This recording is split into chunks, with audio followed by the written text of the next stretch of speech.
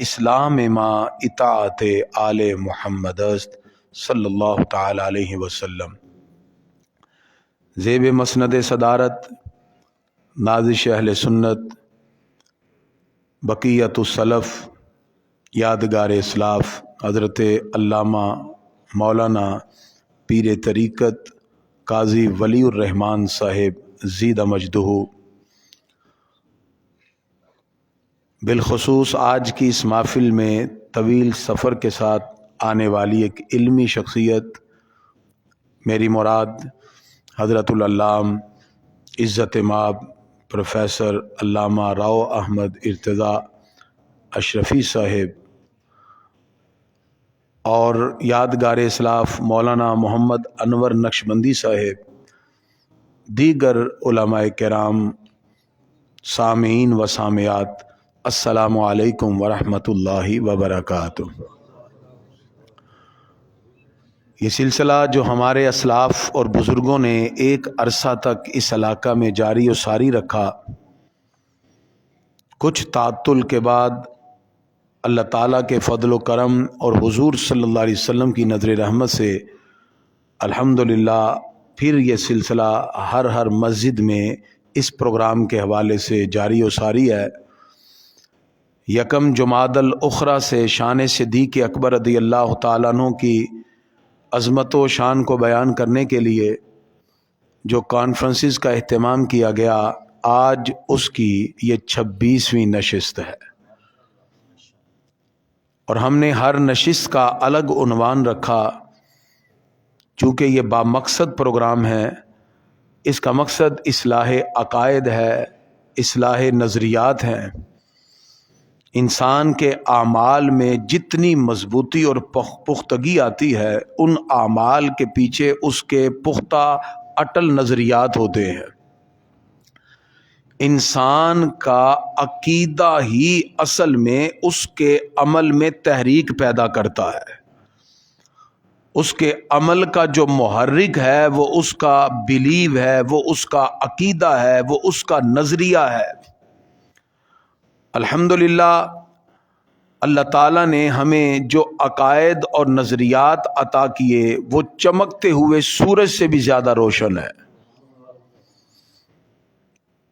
اسی وجہ سے اہل سنت و جماعت افراط و تفریط سے پاک ہے، اور اللہ تعالیٰ نے ہمیں وہ بزرگ، وہ اسلاف عطا کیے جو حسنی حسینی سید بھی ہیں، اور داتا صاحب کشف المحجوب لکھیں تو پہلا نمبر حضرت ابو بکر صدیق کا لکھتے ہیں۔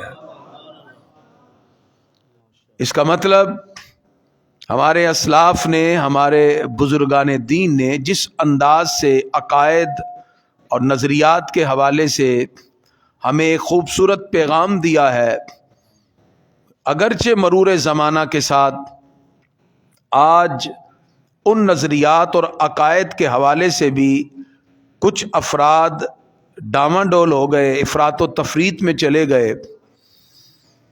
میں سمجھتا ہوں ہماری کامیابی اسی بات پر منحصر ہے، ہم اپنے اسلاف اور اپنے بزرگوں کے دامن کو تھام لیں، اللہ تعالیٰ صراط مستقیم بھی عطا فرما دیتا ہے۔ اسی مقصد کے لیے ہم نے یہ پروگرام رکھے ہیں، اور اسی لیے ہم آخر میں کھلی اجازت دیتے ہیں، کوئی کویشچن سوال ہو آپ پوچھ سکتے ہیں، اور ہم اسی وقت قرآن و سنت کی روشنی میں اس کا جواب بھی عنایت کرتے ہیں۔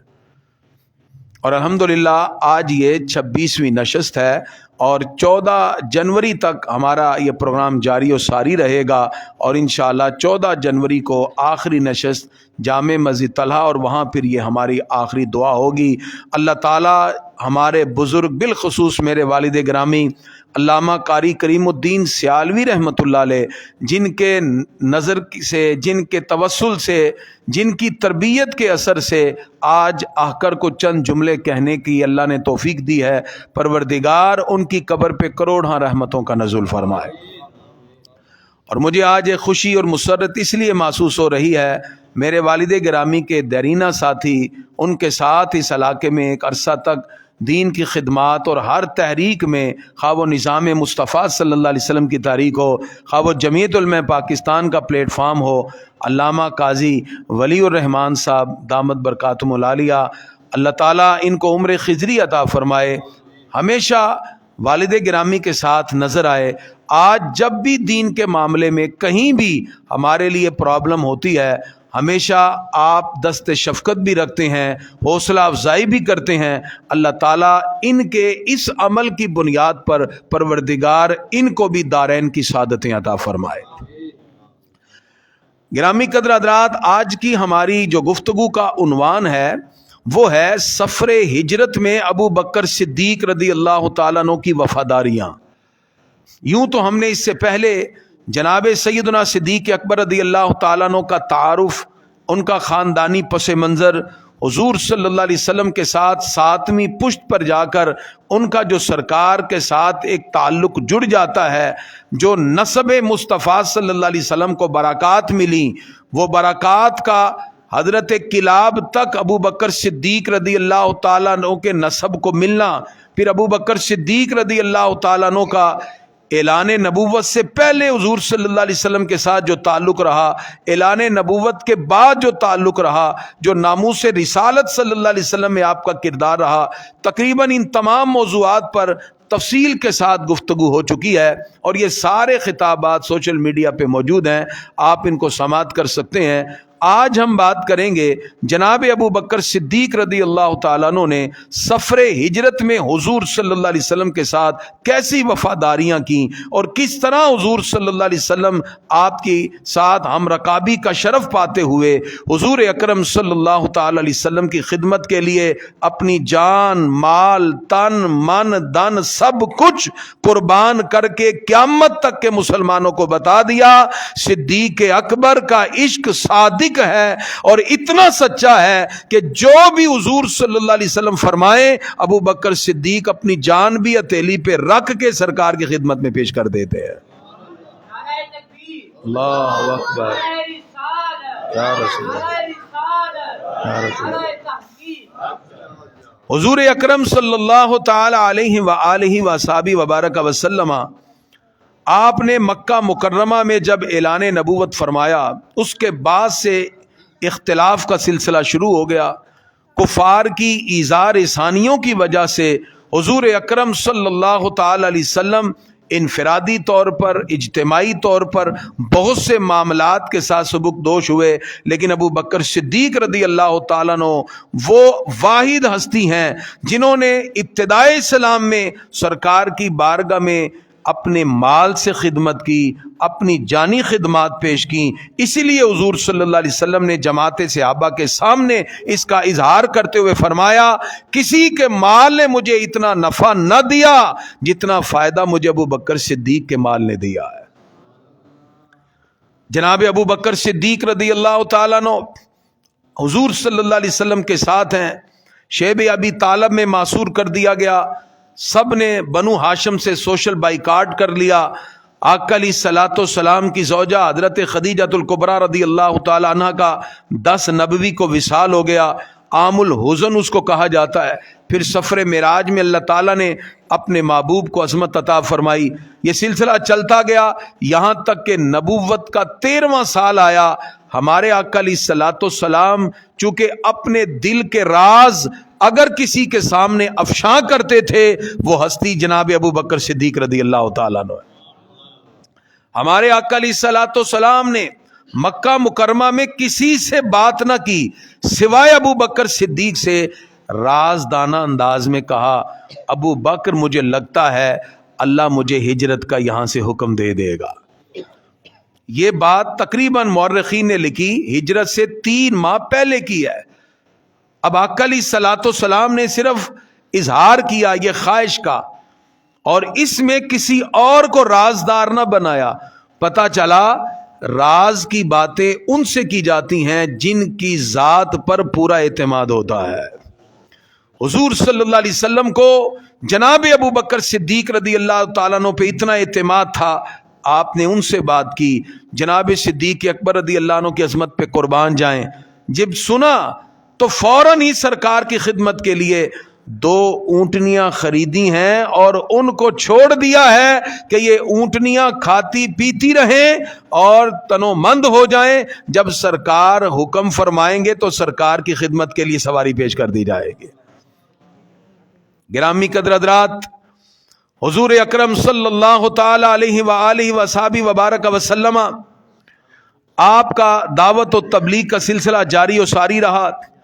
اسی دوران کہ کفار مکہ نے پروگرام بنایا کہ اسلام کی عظمتیں بڑھتی جا رہی ہیں، اسلام کی عظمتوں کو روکنے کے لیے آخر کیا کیا جائے، چونکہ ہر طرح کا حربہ وہ آزما چکے تھے، انہوں نے جہاں تک جا سکتے تھے ہر طرح کی اذیت پہنچا دی، لیکن حضور صلی اللہ علیہ وسلم دعوت و تبلیغ پر ڈٹے رہے اور اسلام پھیلتا رہا، پھلتا رہا، پھولتا رہا، ہر طرف اسلام کی بہاریں بڑھتی گئیں۔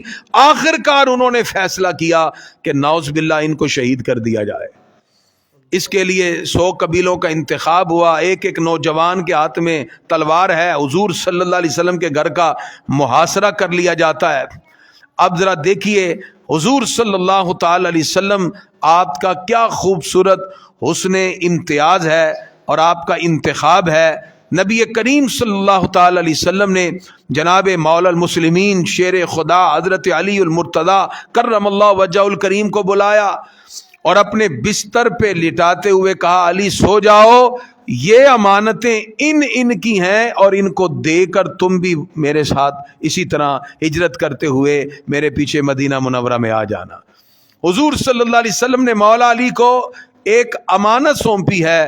اس امت کے اندر آقا علیہ الصلوۃ والسلام نے یہ بتا دیا کہ جو امین ہوتا ہے، امانت دار ہوتا ہے، وہ کسی بھی معاملے میں کتنے بھی معاملات سے گزر رہا ہو لیکن امانت کا دامن ہاتھ سے نہیں چھوڑتا۔ یہ حضور صلی اللہ علیہ وسلم کی عملی تعلیم ہے جو ہمارے لیے اور پوری امت مسلمہ کے لیے ایک مشعل راہ ہے۔ چونکہ ان پاک ہستیوں کا دن منانے کا مقصد اور ان کی سیرت کو ذکر کرنے کا مقصد یہ ہے کہ ہم ان عادات کو بھی اپنائیں جو آج ہمارے اندر ختم ہوتی جا رہی ہیں، جس کی وجہ سے امت مسلمہ آپ دیکھیے آہستہ آہستہ ذبح علی کی طرف ہے۔ آقا علیہ الصلوۃ والسلام نے سورہ یاسین کی آیات پڑھی اور مٹھی بھر خاک اٹھائی اور آقا علیہ الصلوۃ والسلام نے کفار کے سر پہ ڈالی اور نبی کریم صلی اللہ علیہ وسلم تلواروں سے نیچے نکل کر سیدھا ابو بکر صدیق کے گھر میں آتے ہیں۔ اور جس وقت ابو بکر صدیق رضی اللہ عنہ کے گھر میں آئے، سرکار نے فرمایا اہل خانہ کو ایک طرف کر دیا جائے۔ جناب ابو بکر صدیق سے کہا، مبارک ہو، اللہ نے مجھے ہجرت کی اجازت بھی دی ہے اور ہجرت میں تجھے اپنا رفیق بنانے کا بھی رب قدوس نے حکم عطا فرمایا ہے۔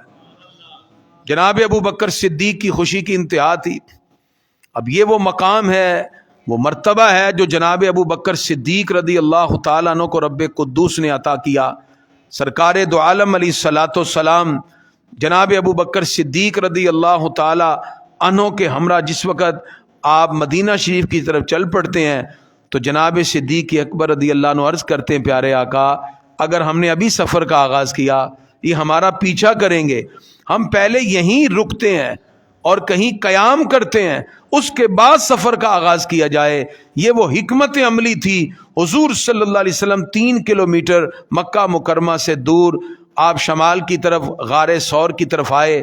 سرکار دو عالم علیہ الصلوۃ والسلام آپ کے چلنے کی وجہ سے پاؤں میں تکلیف کا احساس جب ابو بکر صدیق رضی اللہ عنہ کو محسوس ہوا، فوراً جھک گئے، پیارے آقا میرے کندھے حاضر ہیں۔ سرکار سوار ہوتے ہیں، ابو بکر صدیق 5000 کلومیٹر 5000 فٹ بلندی پر لے کر حضور صلی اللہ علیہ وسلم کو غار ثور پہ چلے گئے۔ آج لوگ ابو بکر صدیق رضی اللہ عنہ کے حوالے سے مختلف معاملات میں مبتلا ہو گئے۔ یاد رکھیے اگر صفا مروہ پہاڑی کا مرتبہ بلند ہے تو فرمایا ان الصفا والمروہ من شعائر اللہ، صفا مروہ اللہ کی نشانیوں میں سے ایک نشانی ہے، کیونکہ وہاں حضرت ہاجرہ کے قدم لگے تو وہ رب کی نشانی بن گئی، شاعر اللہ بن گئی۔ ان کندھوں کا کیا مقام ہوگا جس پہ خود رسول اللہ جلوہ فرما ہو گئے، آقا علیہ الصلوۃ والسلام جس پہ جلوہ فرما ہوئے۔ حضور صلی اللہ تعالی علیہ وسلم آپ کو اپنے کندھوں پہ سوار کیا اور غار ثور تک آقا علیہ الصلوۃ والسلام کے لیے پہلے جا کے صفائی کرتے ہیں، پھر غار ثور میں جو ہم رکابی مصطفیٰ صلی اللہ علیہ وسلم کا شرف آپ کو ملا، جو معیت مصطفیٰ صلی اللہ علیہ وسلم کا شرف آپ کو ملا، اس کائنات میں کسی کو نہ مل سکا۔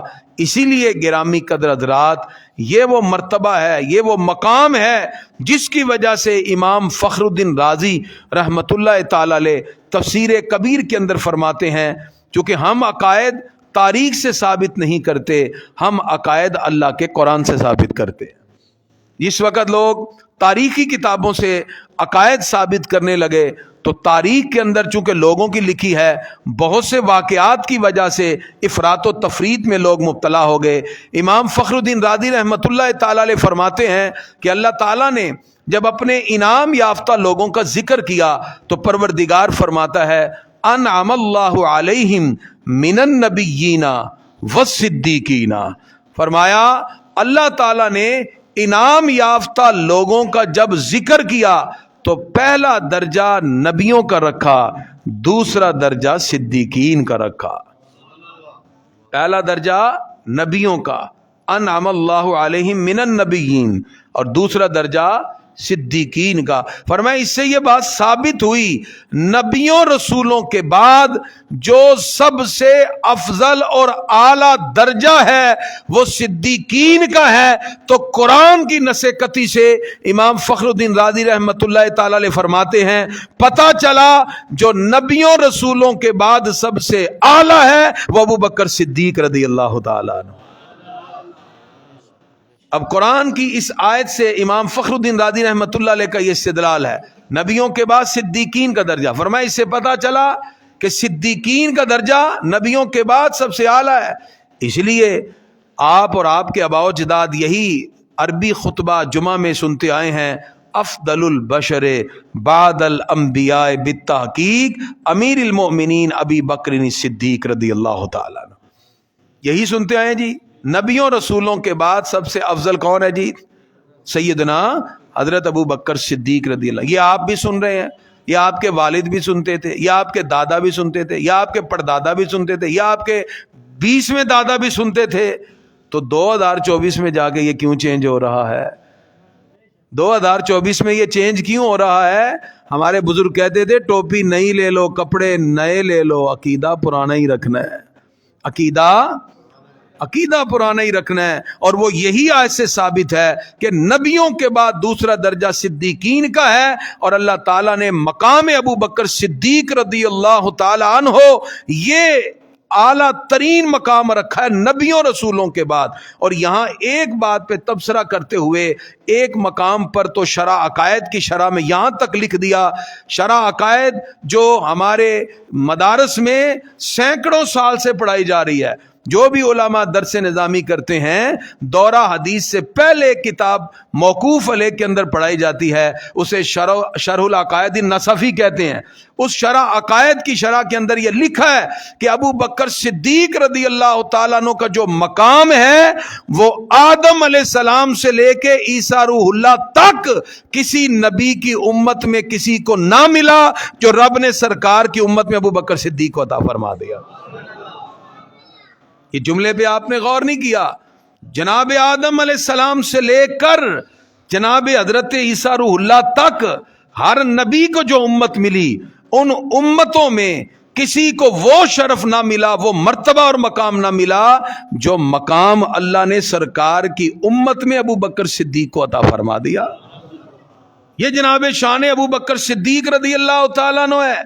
اس لیے گرامی قدر حضرات، اس امت کا جس پر اجماع ہے ہم اس پر قائم اور دائم رہیں گے۔ اب یہ بات توجہ سے سنیے گا، آج کے اس دور میں کچھ لوگ فرد واحد یا شاذ روایات اٹھا کے اپنی تحقیق پیش کر رہے ہیں۔ ہمارا تعلق بھی ریسرچ سے ہے، تحقیق کے ڈیفرنٹ پیراڈائم ہیں۔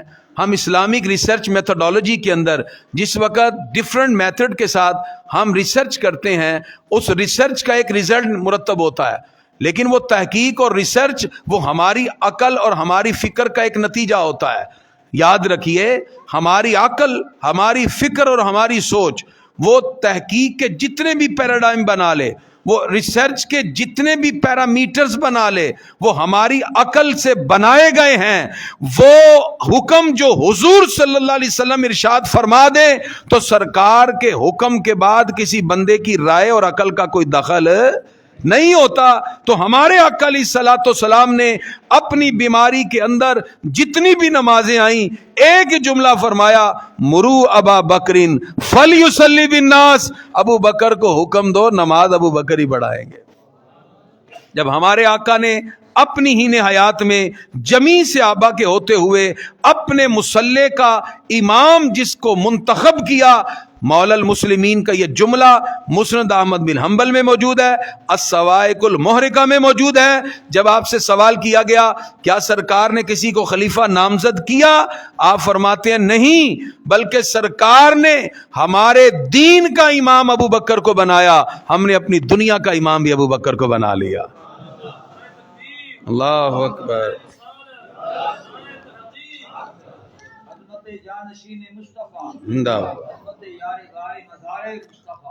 اس لیے گرامی قدرات، تو میں بات کر رہا تھا غار سے، جو غار میں آپ کو شرف ملا حضور صلی اللہ تعالی علیہ وسلم کی ہم رکابی کا، اور اللہ تعالیٰ کے حکم سے حضور صلی اللہ علیہ وسلم نے سفر ہجرت میں آپ کو رفیق بنایا. یہ جب اللہ کی طرف سے ایک بات کی سلیکشن ہو جاتی ہے، اللہ رب العزت کی طرف سے مقام صدیقین پر ابو بکر صدیق فائد ہو گئے، تو پھر اس کے بعد اگر کوئی شخص اپنی رائے پیش کرے، جیسے آج کچھ لوگ شاذ روایات سے عقیدہ ثابت کرنے کی کوشش کرتے ہیں، بعض فرد واحد اپنی تحقیق کو کہتے ہیں جی ہمارے لیے یہ تحقیق ہے. یاد رکھیے فرد واحد کی تحقیق ہو یا شاذ روایات پیش کی جائیں، اس میں سکم ہو سکتا ہے. امت مسلمہ کی کامیابی یہی ہے وہ اجماع امت سے وابستہ ہو جائے اور جمہور کا موقف اپنا لے، اللہ تعالیٰ اس امت کو کامیابی عطا فرمائے گا. کیوں؟ اس لیے کہ سرکار فرماتے ہیں ید اللہ علی الجماع، جمہور کا جو موقف ہے اس میں اللہ کی رحمت بھی شامل ہوتی ہے، اللہ کی رحمت بھی شامل ہوتی ہے.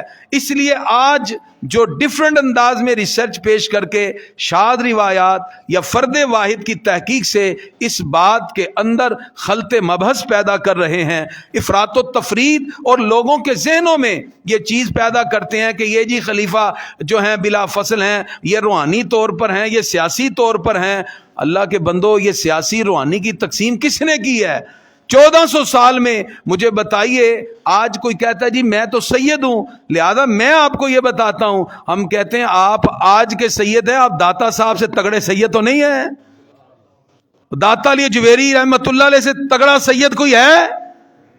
اگر آپ سید کی بات کریں تو حضرت غوث اعظم کا قدم ہم پکڑیں گے، ہم ان کا دامن تھام کے پھر بات کریں گے. جو حسنی حسینی سید ہیں وہ بتاتے ہیں کہ ابو بکر کا پہلا نمبر ہے. ہے اس میں سب سے پہلے کس صحابی کا نام آیا جی؟ حضرت ابو بکر صدیق رضی اللہ عنہ.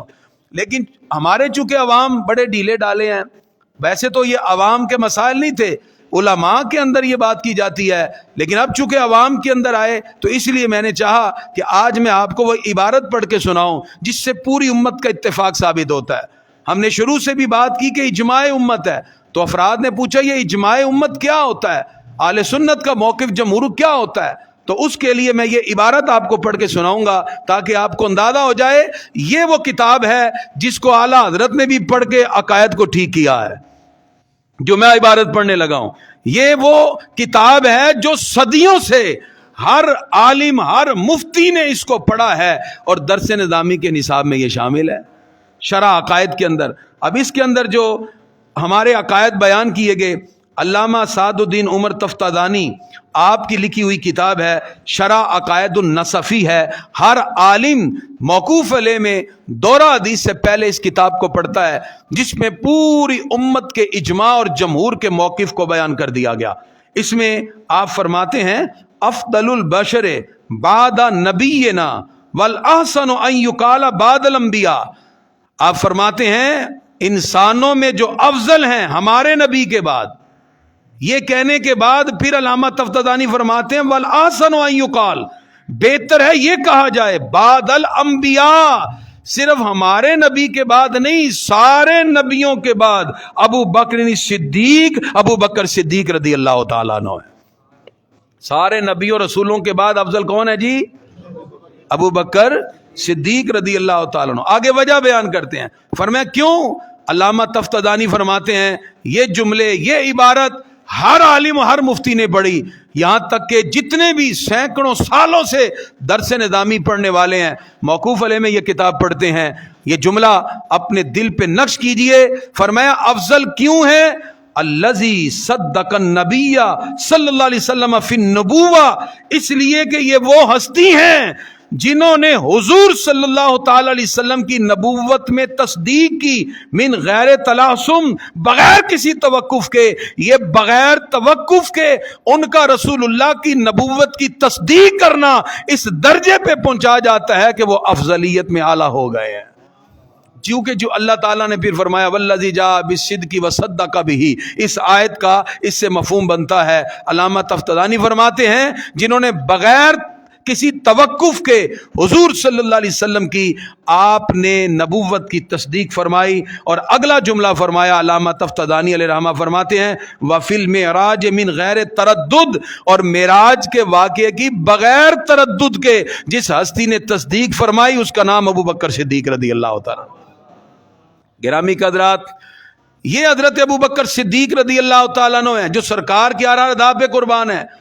صبح کے وقت ابو جہل ملا، کہا ابو بکر اگر کوئی کہے، توجہ، اگر کوئی کہے میں رات کو حرم میں تھا، مکہ میں تھا، اور رات کو ہی بیت المقدس میں گیا فلسطین، اور رات کو ہی واپس آ گیا، کیا یہ ممکن ہے؟ ابو بکر صدیق نے کہا جی نہیں، راتوں رات کیسے کوئی آ جائے؟ ابو جہل کو موقع مل گیا، توجہ، اور کہا پھر تو جس نبی کا کلمہ پڑھتا ہے انہوں نے ابھی یہ دعویٰ کیا ہے کہ میں رات کو مکہ میں تھا اور رات کو ہی میں فلسطین میں گیا اور مسجد اقصیٰ سے ہو کر آیا ہوں۔ تو ابو بکر صدیق تڑپ اٹھے، کہا ظالم تو نے کہا تھا کوئی کہے، تو نے کہا تھا کوئی کہے، وہ کوئی تو نہیں ہے نا، وہ تو میرے آقا ہیں۔ بغیر پوچھے سرکار سے بلا جھجک کہا میں رب کعبہ کی قسم اٹھا کے کہتا ہوں سرکار نے جو کہا ہے وہ حق ہے، سچ ہے۔ سرکار رات مکہ میں تھے اور رات کو ہی بیت المقدس فلسطین سے ہو کے واپس بھی آ گئے۔ اب یہاں ایک جملہ، اکثر لوگ حضور صلی اللہ علیہ وسلم کی جب عظمت کی بات کریں نا تو کہتے جی حدیث ضعیف ہے۔ میں یہاں یہ عرض کرنا چاہوں گا حدیث جو ضعیف ہوتی ہے نا اس کا راوی مسلمان ہی ہوتا ہے۔ زیادہ سے زیادہ ضعف کس میں آتا ہے کہ وہ روایت شاذ ہوتی ہے۔ زیادہ سے زیادہ بات کیا ہوگی، اس کے حافظے میں کمی ہے راوی کے، تو ہم کہیں گے حدیث میں ضعف آ گیا۔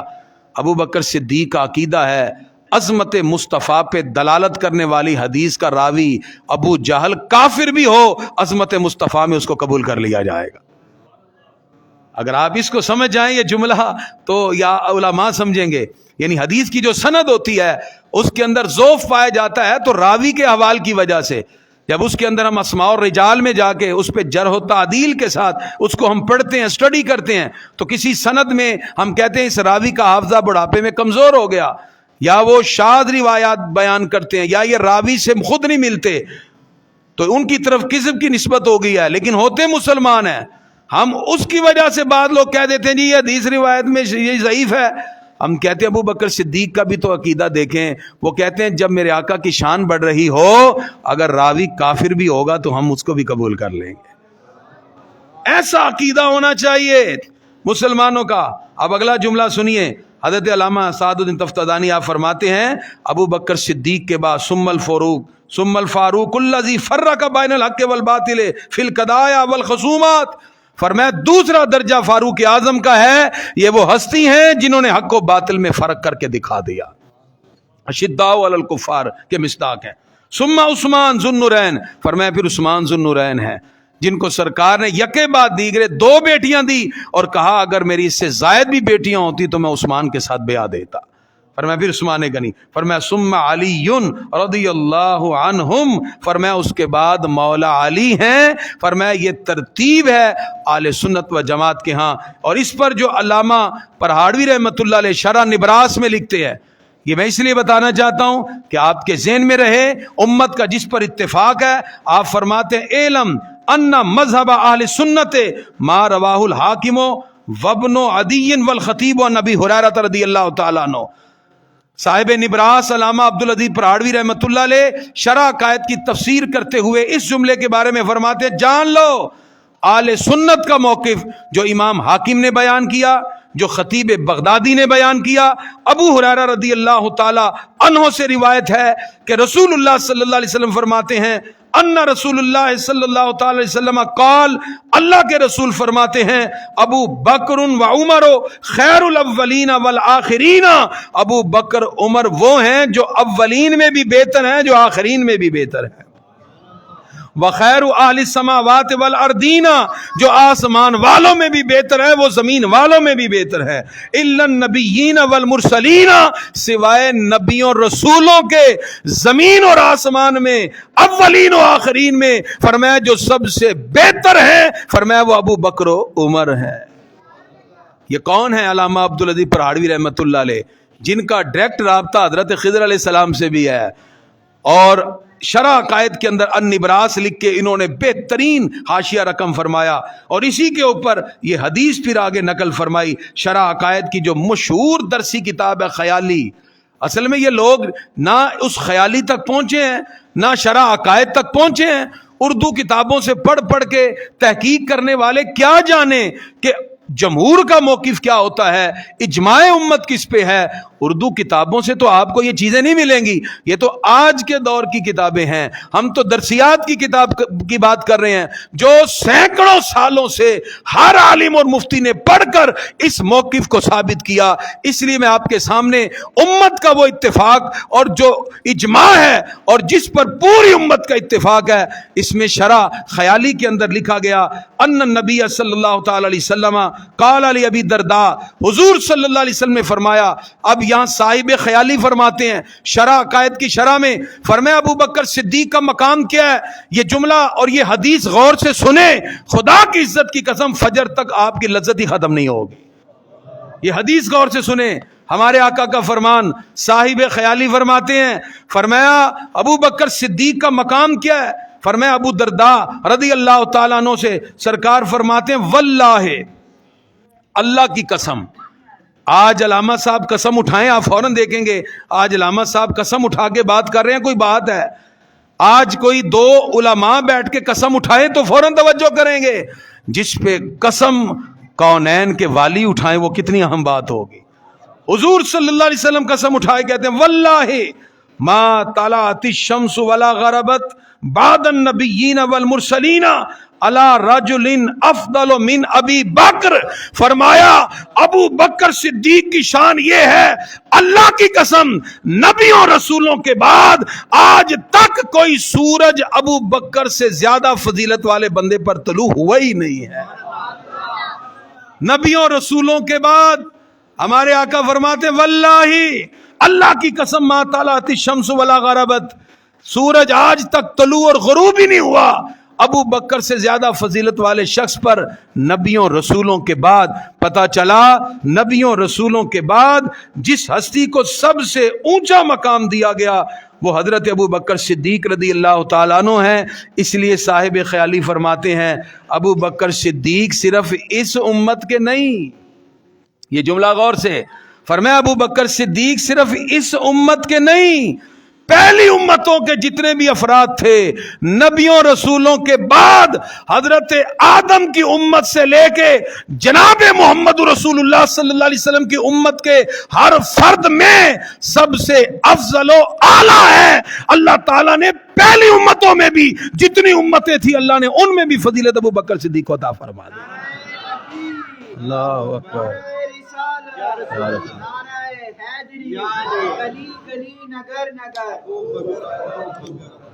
گرامی قدرات، یہ وہ جملے ہیں جن کو اعلیٰ حضرت نے بھی پڑھ کے علم حاصل کیا ہے۔ یہ وہ کتاب ہے جس کو سینکڑوں سالوں سے درس نظامی کے ہر عالم نے پڑھ کر اسے علم حاصل کیا ہے۔ تو پتہ کیا چلا، ابو بکر صدیق صرف اس امت کے انسانوں میں افضل ہیں یا پہلی امتوں کے بھی؟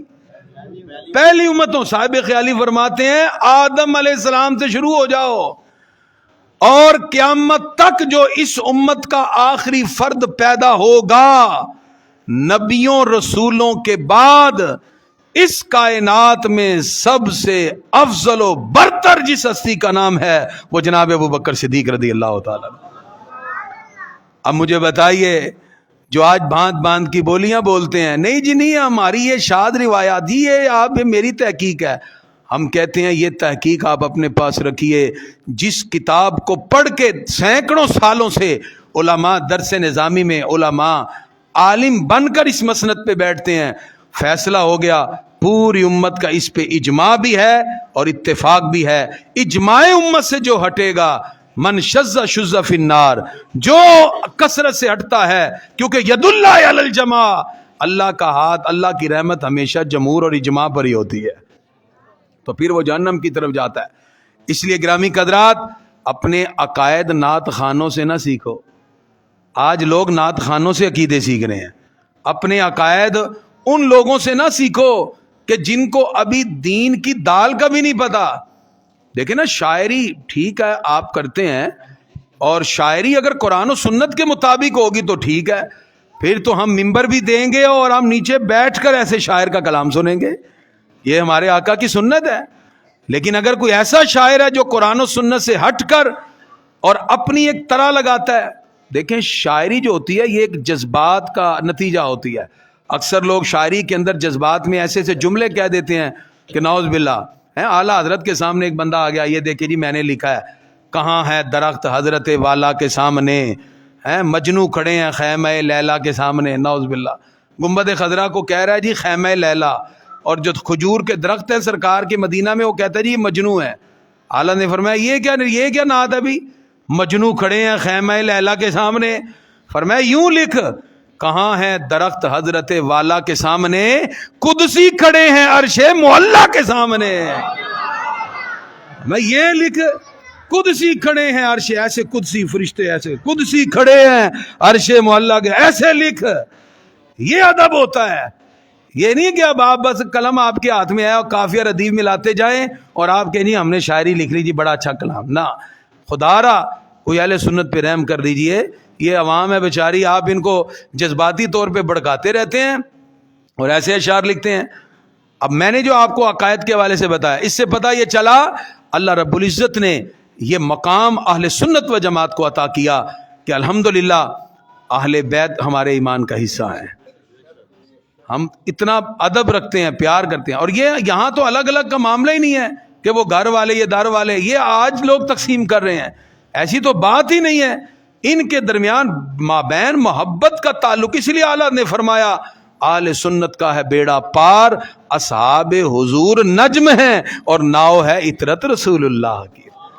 ہم سے بڑھ کر کوئی مولا علی کی شان بیان کر کے دکھائے، ہم سے بڑھ کر کوئی سیدہ پاک کی شان بیان کر کے دکھائے، اللہ کی عزت کی قسم ہم ان بزرگوں کے ساتھ وابستہ ہیں جو نظر جھکاتے ہیں تو مولا علی کی ڈائریکٹ خیرات نصیب ہوتی ہے۔ پیر سیال لجپال حضرت خواجہ قمر الدین سیالوی رحمۃ اللہ علیہ، میرے ابا جی ان کے ڈائریکٹ مرید ہیں، شیخ الاسلام حضرت خواجہ قمر الدین سیالوی رحمۃ اللہ تعالی علیہ۔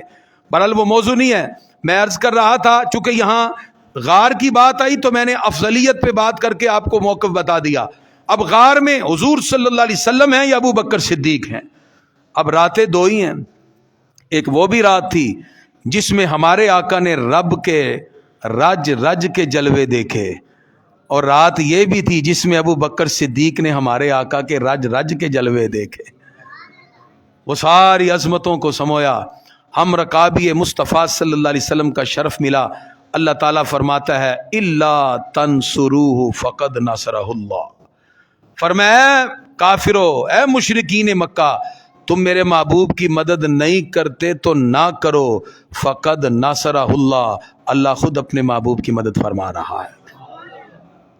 ٹھیک ہے، اس آیت میں میں بس اشارہ کروں گا 10 جگہ پہ اللہ تعالیٰ نے ابو بکر و صدیق اور جناب محمد رسول اللہ صلی اللہ علیہ وسلم کی محبت کو ملا کے ذکر کیا ہے، اور 4 مقام پر انفرادی طور پر تقریباً 14 کے قریب مقام بنتے ہیں اگر ایک آیت کا ایک، لیکن وہ ٹائم پھر زیادہ ہو جائے گا، میں صرف اشارہ کروں گا۔ اللہ تعالیٰ فرماتا ہے الا تنصروہ فقد نصرہ اللہ، اے کفار مکہ تم نہیں مدد کرتے محبوب کی، نہ کرو، فقد نصرہ اللہ، اللہ خود اپنے محبوب کی مدد فرمائے گا۔ اذ اخرجہ الذین کفروا، جب کافروں کی شرارتوں اور ایذا رسانیوں کی وجہ سے محبوب کو مکہ سے باہر جانا ہوا۔ ہمارے آقا باہر تشریف لے گئے، غار ثور میں جلوہ فرما ہیں۔ جب غار ثور میں ہیں، حضرت ابو بکر صدیق رضی اللہ تعالیٰ عنہ قربان جائیے، آپ کا ذکر اثنین میں آیا، وہ دونوں میں سے دوسرا۔ آپ کا ذکر از ہما میں، ہما کی ضمیر میں ملا کے آیا، واہ ابو بکر صدیق رضی اللہ تعالی عنہ، اور آپ کا ذکر لا تحزن کی انتا ضمیر میں بھی آ گیا۔ اللہ تعالیٰ نے انفرادی ذکر بھی کر دیا، کبھی ہما میں ذکر کر دیا، اور کبھی خالق کائنات نے اثنین کہہ کے دونوں میں سے دوسرا ابو بکر صدیق اور حضور صلی اللہ علیہ وسلم کے کمال معیت کو اور تعلق کو رب قدوس نے بیان فرمایا ہے۔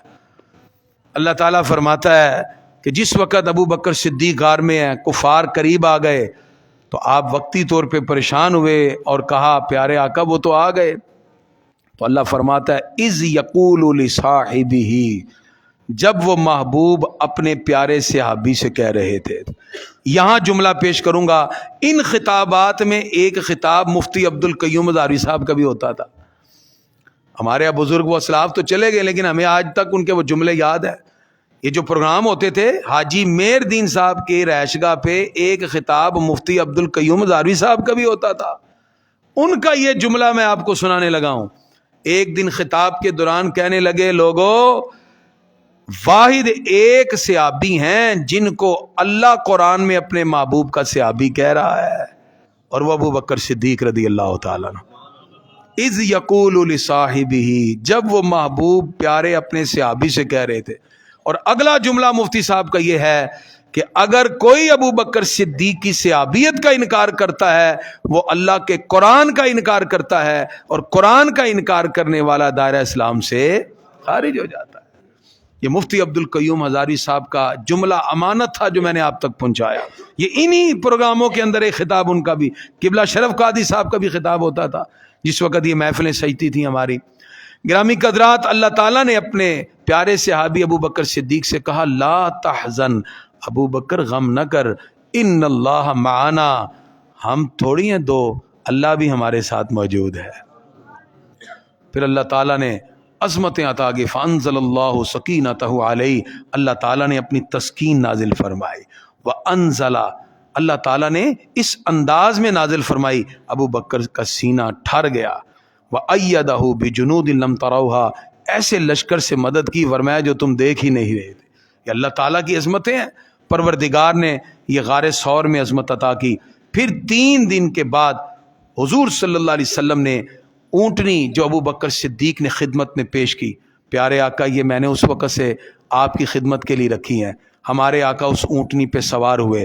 اس پر محدثین نے لکھا جس اونٹنی پہ سرکار ابو بکر صدیق رضی اللہ تعالیٰ عنہ کی عطا کردہ سواری پہ ہجرت کا سفر کرتے ہیں، کل قیامت کا دن ہوگا، سیدہ کائنات جب آئیں گی ابو بکر صدیق کی اسی اونٹنی پہ جلوہ فرما ہوں گے، یہی سواری بنے گی، اور کہا جائے گا اپنی نظروں کو جھکاؤ، محمد کی بیٹی فاطمہ کی سواری آ رہی ہے۔ ابو بکر صدیق تیری سواری پہ بھی قربان، جو قبولیت کے اس درجے میں پہنچ گئی، قیامت کے دن بھی آپ اس سواری پر بیٹھ کر حشر کے میدان میں آئیں گی۔ گرامی قدرات، حضور صلی اللہ علیہ وسلم کی خدمت میں پورا خاندان ہی لگا ہوا ہے۔ جناب ابو بکر صدیق رضی اللہ تعالیٰ عنہ، آپ کے بیٹے عبداللہ بن ابی بکر رضی اللہ تعالیٰ عنہ، آپ کی بیٹی حضرت اسماء بنت ابی بکر رضی اللہ تعالیٰ عنہ، حضرت عائشہ صدیقہ طیبہ طاہرہ رضی اللہ تعالیٰ عنہ، آپ کا غلام عامر بن فہیرہ رضی اللہ، یہ سارے کے سارے، یعنی پتہ چلا پورا خاندان صدیق اکبر ہجرت کے موقع پر سرکار کی خدمت میں مصروف ہے۔ گرامی قدرات، نبی کریم صلی اللہ تعالی علیہ وآلہ وسلم آپ آگے بڑھتے ہیں مدینہ شریف کی طرف، معبد کا گھر آتا ہے، وہاں بھی دودھ آقا علیہ الصلوۃ والسلام کے ہاتھوں سے نکلتا ہے اور پیش کیا جاتا ہے۔ اسی طرح چلتے چلتے آقا علیہ الصلوۃ والسلام مدینہ شریف میں پہنچے۔ گرامی قدرات، وہ واقعات یقیناً آپ کئی مرتبہ سن چکے ہیں، ہمارے پاس چونکہ علامہ صاحب موجود ہیں، میں نہیں چاہ رہا کہ میں اپنی بات کو مزید طویل کروں، میں اسی جملے کے ساتھ ڈائریکٹ ریکویسٹ کرنے لگا ہوں ہمارے وطن عزیز کی عالمی